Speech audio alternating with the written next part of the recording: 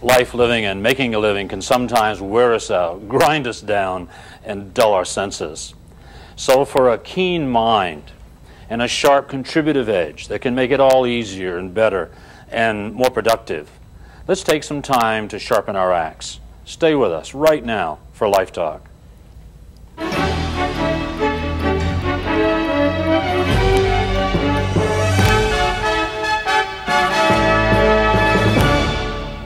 Hello, I'm Gina Fitt, and you've either surfed to or purposely selected Life Talk with Bern Moses. Welcome to another in our series of ongoing verbal essays brought to you in this television format.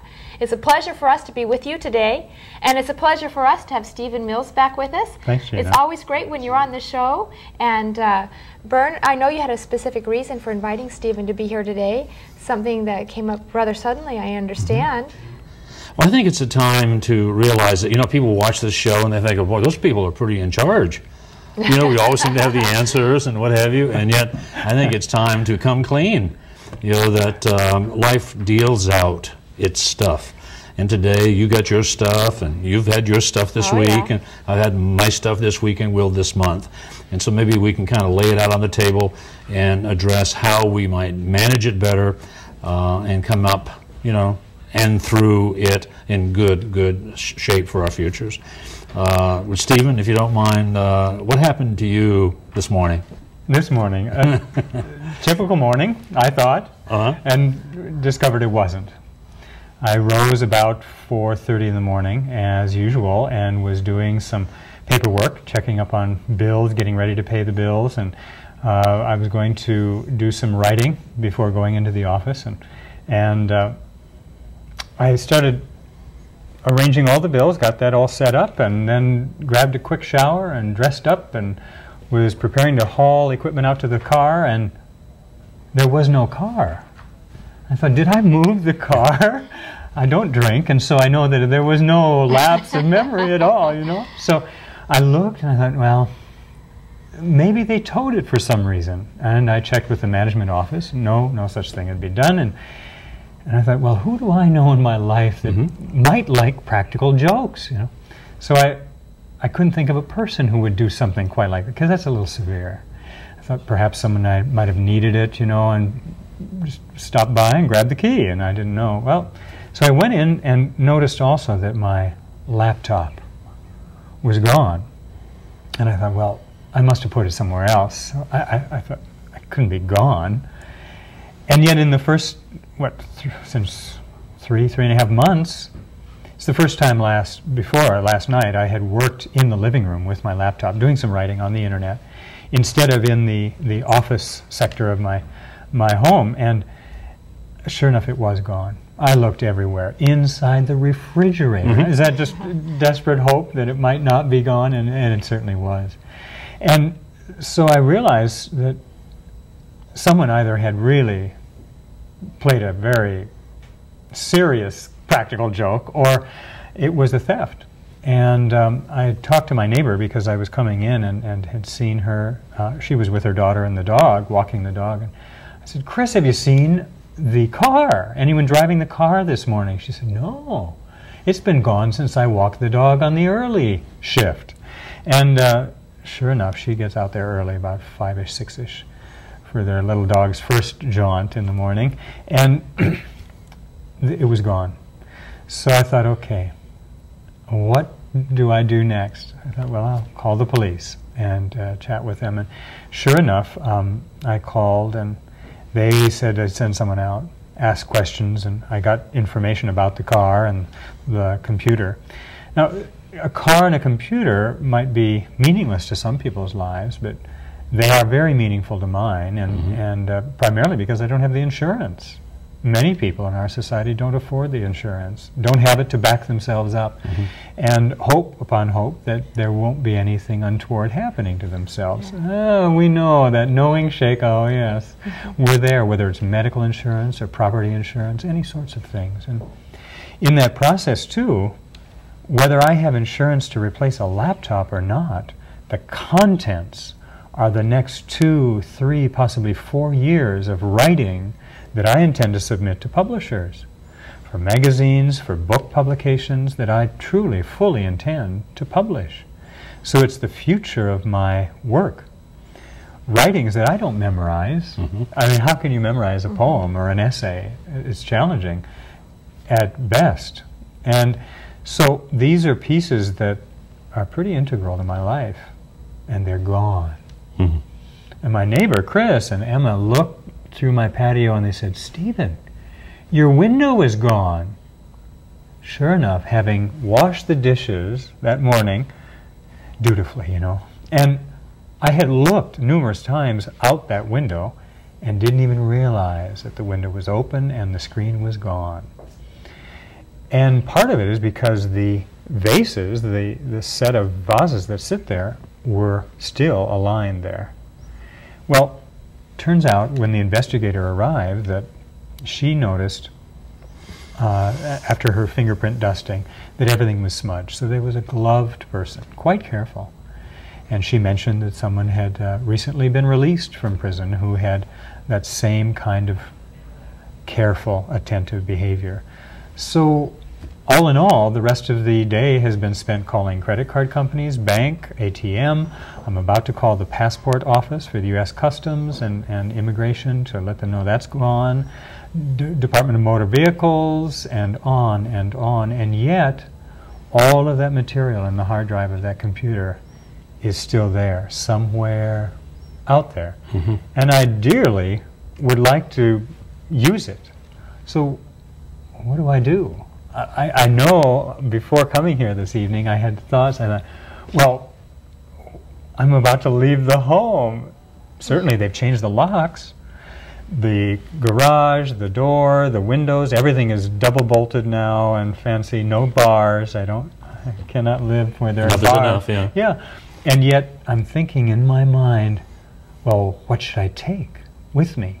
What's precious enough that I have to take it with me? I was thinking, camera gear, scuba gear, camping gear. How am I going to haul that with me to a studio? It felt silly, and it was silly. And yet, I know that one of the things is I thought, okay, my mind had better go with me. Because in fact, all day long, I've been utilizing some of the things that you've been teaching me about managing the moment in that life formula. Talk to me about some other subtleties I could put into practice. Well, we know, too, that this is a bereavement with all of its attending symptoms. It's kind of fascinating, the denial. I believe you said you were looking in the refrigerator for your computer. You know, the mind will do that. Also, when you went out and saw the car gone, you knew perhaps you had put it somewhere else. You know what I mean, that you'd parked it another place, or that some friend had borrowed it. I know you must have thought about me coming to get it, perhaps. Yeah, the mind just does that like crazy. It wasn't too terribly long ago, well, I guess, what, a couple of years, 3 years ago, I walked out of a seminar one day, and having been out there earlier to pick up some equipment, I had a sense of where the car was, and I walked out, and this New Yorker was gone. And you look around, and I'm certain it was here, but did I park it over there? And did Michael King come and get it because he needed it, or what is going on? Really kind of fascinating how you cling to that, and the mind. But that's part of that denial, and then the negotiation that you were doing. Yeah, it's fascinating. So there's bereavement, and so we know that in all of that, there's some things you got to take care of. We have to assume you'll never get the computer back. I mean, you just have to let that go. You say, well, yeah, how do you do that? I mean, that's the expression, let it go. There will be moments for the next 2 years when you will remember things that were in that computer. That you don't need right now, but it'll come up where you'll need it. I know some time ago I had a storage place where I'd put art and records and all kinds of things, and it had been robbed and then burned. Whoever robbed it set the rest of it on fire. And for a long time, the mind goes, oh, that stuff was in that locker. No. It was one of those sophisticated lockers, air-conditioned lockers. Oh. Yeah, but that wasn't enough. They still, not only my stuff, but a bunch of things. And so, yeah, that's going to be for a long time where that'll come up. There's little moments of mourning, that you go through. But right away, first thing this morning, I think, we started talking about forgiveness. And going through a mental process where, indeed, if you'd have been there, could have found what was happening, at the moment. To say, by the way, I have some camera equipment in here if you need it. You know what I mean? That's what we're supposed to do. Pretty hard to do, you know. But we do have to forgive. Have to forgive ourselves for any anger, vindictiveness that you might have had. That sounds odd, strange, but boy, I'm telling you, you got to have it tomorrow. Got to have it next week and the next month. That's got to be clear, effective. So you don't have much choice. Look at the alternatives. People get stuck in their stuff, you know, and they're angry and vindictive, and now they're really securing everything, putting bars in their windows and on their mind, like you were saying. Can't do that. And so, gosh, you just you suck it up and go for it. And what are the steps? Forgive and make amends.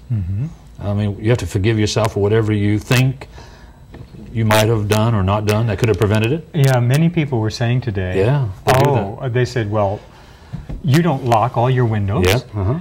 And no, I don't. In fact, one patio door is wide open, and why this poor guy didn't choose to go through that one, it was much wider. This was a small kitchen window, required athletic ability. and I thought of that, boy, he chose the wrong entrance to my home. And had he been a little louder, honestly, I would have walked to the bank with him and used the ATM and drawn out whatever he had needed.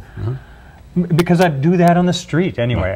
I know it's odd, but the Midwest kind of breeds that, or teaches it, doesn't breed it. It teaches us to just take care of some of the neighbors and the people who are called strangers who aren't strangers. Yeah, they're so similar to us. There's no difference. And I know that would have happened, and yet, not but at all. And yet, it's upsetting to not have the chance to prove that to one more person who is in such a desperate strait that they don't knock on the door. And many knock on my door and always get something, always. And whether that's on my physical door at my home or on my attention when I'm out among the people in our world here. So that is a disappointment, that so much desperation is there and fear that they can't come. Because we have a chance in the medium here to take that and roll it and say, perhaps we should caution you to, you know, back up what you have on your computer. I didn't, but perhaps you should, to back it up and to be prepared for this kind of thing. The car, I don't know what you could do. You're probably going to get the car back. Odds are incredibly high you'll get the car, especially that particular car. Not exactly a Rolls Royce, but at the computer, I would think probably you'd be incredibly lucky to get that back. I know our producer, Nick Shelley, was saying if they would only just get some backup disk and send you the information and go ahead and sell the computer, but I don't think they'll do that either. I'd be so happy if they wouldn't have you so But if they're listening to this program, there's a chance, you know. So they might call us, care of the show. We'll give you his password so you can access the information. That's fascinating. I know probably the biggest loss, I've experienced it myself, is poetry, prose that you've written, articles, and you don't, I mean, you'll never rewrite them in the same format. No, I mean, it would seem, you know. Some of them are letters to people who have gone or are currently going through major development in their lives and careers, and their own writings, their own books, their own research. And these are pieces that I suspect someday are like the memoirs just waiting to be published. And, oh, gee, I don't claim to be a Whitman or a Poe or a Longfellow or, you know, a Shaw, yet it's one of my avenues of contributing to my world, and would like to have it intact, and yet it's not any longer. Have you started to say goodbye to the material? Yes. Yes. So you do have some tools to work with. Yes. That's the thing. And for some reason, these kinds of trauma don't have the same impact that it might on some, but certainly this impact. I mean, you're going to have to brace up and take a deep breath and go forward. How about you, Gina? What's going on in your life right now? Well, it was really interesting for me to listen to both of your comments on loss, and also to know that I've had a car stolen as well, and I've also lost valuable materials and through computer crashes and also theft and things that have happened. And so I think these are very common occurrences, and many of us struggle. And it feels like such a violation of your privacy and your own personal jurisdiction, and that's almost harder to take than the actual loss itself, that someone would violate you and not have respect for what is so precious to you. So, but we have to deal with these things, and a lot of times I think we can take these tragedies and turn them into experiences that actually benefit ourselves and others. For example, maybe this would be a great opportunity to create some kind of international database where people can archive things, so that even if their computer, I mean, if their whole home went up in flames, even if they had a backup copy of their material, it would still be gone because they'd lose everything. So I mean, I don't know, but so many people, they've lost children to get inspired. They get inspired to create a change that not only benefits, or maybe won't even benefit them because they've experienced a loss already, but will benefit many thousands of other people. And you can say, out of the ashes rose this new and wonderful project that I'm making a contribution and a difference with. And you know, in my life right now, as you asked, things are happening. You know, job changes and career moves and decisions that need to be made, and I'm finding that although it's been extremely stressful for me because I've had so many things hit me at once, it's been an opportunity for me to grow. And it's been an opportunity for my children to grow with me as well. They're part of the effort, they're part of the commitment, they're part of the team that is ushering in the changes effectively and powerfully and in command, as opposed to just reacting and out of fear and, oh, what am I going to do now? And we've had everything happen. We were given 30 days to find a new place to live in an area that's very difficult to find any kind of home, much less something affordable, and turned out far better than we could have ever imagined. A much bigger, nicer, more beautiful home than we have been in for 30% less. And and so things that have happened, and we feel as a result of concerted, concentrated efforts as a family. And so it's really brought us much closer together. And now my company has been sold, and so I'm looking for employment. And this is after just recently making a commitment to a new company. Right. Walking away from what could have been considered a stable, durable circumstance for a brighter opportunity. And we were proud of her for making that decision. Which was a very tough challenge to make. You bet. And here I am 7 months later, and they've made the appropriate decision for the product to sell the company. Leaves a few of us kind of crushed in between a rock and hard place. But again, as a family, we're making a concerted effort to do the things that we personally feel will make a difference in our ability to find the financial means to support us. And it's been amazing to me to see my children, 9 and 13, pitch in and do their part and be so supportive and to be so confident and positive and so willing to sacrifice. And they've had to make some rather large sacrifices for the things that will further our goals. So it's been a wonderful experience, and I'm grateful for these experiences. And I have to tell you, and I've thought this for a long time, that my challenges always become my greatest blessings, if you will, or advantages, because of what I learned from the experience and how that further prepares me for other opportunities and challenges that I will face. And who I was going to ask you, that when, for example, okay, you got the word that a previous owner wanted their property back and asked you to leave. Seemed inappropriate. Could have been upsetting and aggravating. Couple that with the job change, okay? And if you'd have been agitated and upset and angry and vindictive and what have you, do you think that the good things would have come any harder, or do you think the things that have occurred would have happened anyway? There was a bit of that, and with the change of homes, also because I had a circumstance not unlike yours in that while I was away on an extended business trip, a couple of dogs broke into my house and were there for 3 days and did several $1,000s worth of damage. And so there was some confusion as to who was responsible, who knew about them and didn't remove them from the home, and ultimately who was going to pay for the damages, and which is still going on. And I found that it would have been very easy to fall into a real nasty, argumentative, finger-pointing, I hate your guts kind of experience. But I knew that's not who I was committed to being. You know, once you get really clear on what your commitments are to yourself not to other people, Right. but to yourself. This is who I am. This is how I am going to act under any conditions.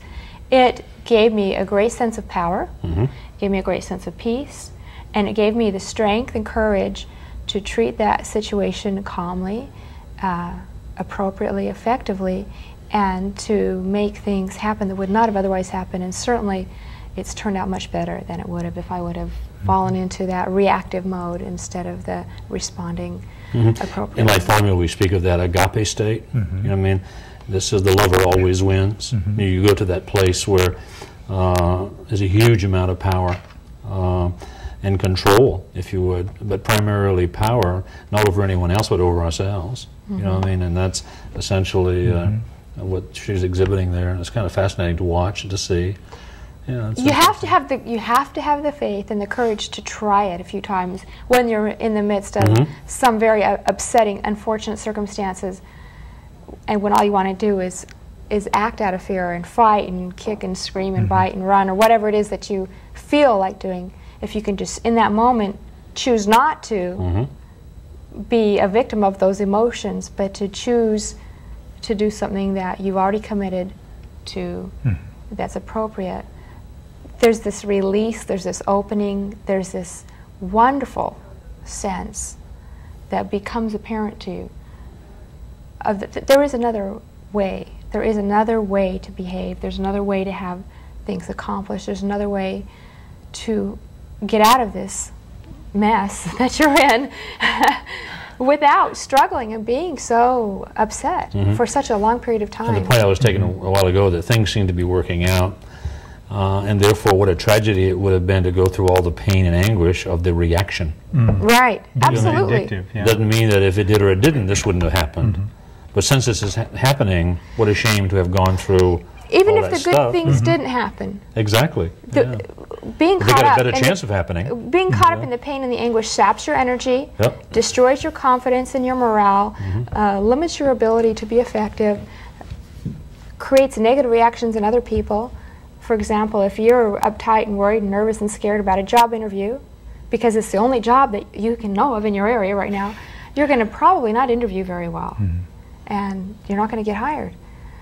So you got to have that calm, confident feeling that, well, this might not turn out, but the right thing will, and I've got to do the work. Is that willingness to let it go, almost, or that sense that I'm okay with it not coming the way I'd hoped it to be? Yeah, although you don't focus on that happening, but a lot of times we find that the things we don't really want come to us so naturally and so easily, and the things we squeeze so hard, like that bar of soap, they just keep slipping out of our hands. And I wonder how much that is. Maybe we Remember the open palm? Yeah. You hold it in there so tight you can't enjoy it. Yeah. Got to open that thing up, and there's a possibility that something, you know, we say someone, everyone, but in this case, something, everything that's meaningful could be gone in the next moment. And to be objective, again, that's the thing with the life formula, what have you, we can actually position ourselves objectively, which is powerful. Yeah. Otherwise, we're subjected to the experience, and that's painful. But if for example, if I had lost my computer, there would still be some concern, but not the same. You know, it wouldn't be the same pain for you if I'd lost mine. I have some pain for you, but not the same as if it had been mine. You know what I mean? Yeah. So if we can become objective about ourselves, that eases a lot of anguish too.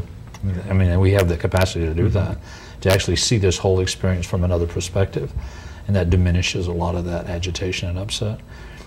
Because you know where I sit, I know you're going to be fine. You know what I mean? I know you're going to be fine, and so you have a right to feel that way if you can become objective, and that's a nice place to be able to move to.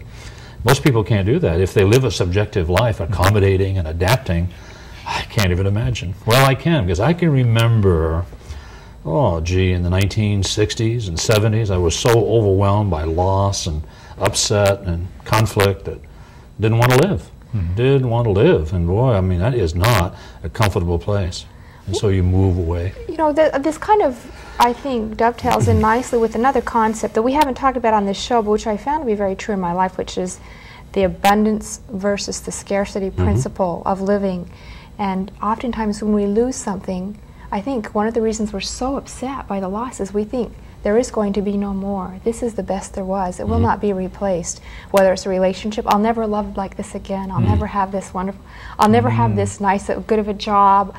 I'll never have these writings. When in fact you may go on to write things that are much better. Oh, I promise. And and it may be, you know, that if you would have submitted this work instead of the work you're going to write, you wouldn't have the success that you deserve and that you want and that you need, or the ability to profoundly touch people. Maybe that was all just practice work. I don't know. I haven't read your work, so I don't know. But so often, if we can just say, the world is full and there's enough and there's to spare, and whatever has been taken away can be replaced and added to, and believe that, I think it will make a huge difference in our ability to let things go, as you said. There was one word, if I may inject something here. You said that the sacrifice the boys have made, and I would convey to them that that's their contribution. Yeah, and I would agree with you. Thank you for pointing that out, because it really, I think that they are seeing it as a contribution. That's what they're giving to it. It's not so much that they're losing, but here's their chance to support. That's a very good point, Because I know oftentimes we use the word sacrifice, which really implies we've lost something, where actually they may be gaining. They are gaining. Because if they're giving something, they can feel proud of the long-term result. Yeah, it's an important issue. We may be able to continue this next week, or just change course and let all that be history. But I have, it's like I'm saying, I'm going through a challenge in my life as well. And I don't feel overwhelmed. And almost, you know, you feel like you're supposed to feel overwhelmed. Do you get any of that at all? Like, under this circumstance, I should feel bad. Yeah. You know? And yet it's not. Yeah, I'm trying to, and it's not coming. So maybe that's healthy too. Tell you what, I'm especially excited and proud of a website that we have now that I would invite our viewers to kind of check in on, to see what we do, why we do it, how we do it, and the manner in which we do it. A fellow named Scott Johnson, our webmaster, has created a site on www.sacramentocity.com/BurnMoses, and all lowercase. And it'll pop up into one of the nicest websites, I think, on the internet. He's really done a good job. It is magnificent. I've seen it. It's elaborate and easy to use, sophisticated. Yeah, I'm really, really proud for it. And so if our viewers are wondering who these characters are, maybe they can find out a little bit better. And Scott said that he would do this if we allowed him on Sacramento City to put up an entire seminar series for 2 people. As it's a free drawing for, I think, it's $400, $500 or something like that. And so I said, okay, go ahead. So if people check in, register, they might win an entire series. Meanwhile, this has been Life Talk. It's about life living and making a living, sometimes loving. And this is Gina Fitt and Stephen Mills, and I'm Burn Moses. Thank you, Dean.